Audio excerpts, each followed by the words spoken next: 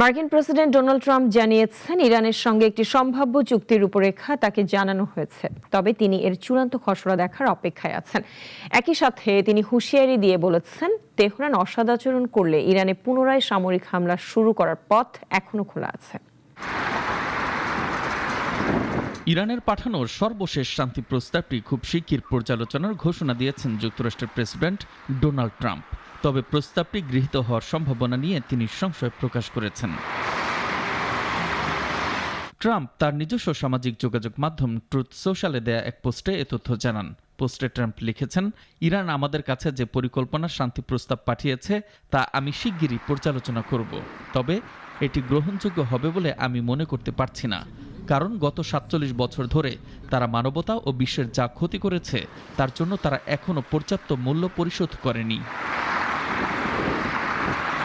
Social মিডিয়ায় Trump আরও মন্তব্য করেন, এই প্রস্তাবগুলো গ্রহণযোগ্য হওয়ার মতো নয়। তিনি মনে করেন, ইরান যা করেছে তার জন্য তাদের আরও বড় মাশুল দেওয়া উচিত ছিল। ফ্লোরিডার ওয়েস্ট পাম বিচে সাংবাদিকদের সঙ্গে আলাপকালে ট্রাম্প হুঁশিয়ারি দিয়েছেন, ইরান অসদাচরণ করলে দেশটিতে আবারও সামরিক হামলা চালানো হতে পারে।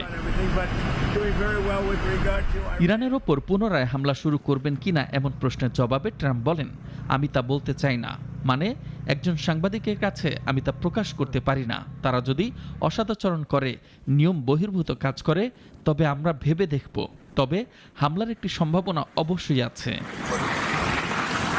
মুস্তফা কামাল তোহা, নাগরিক।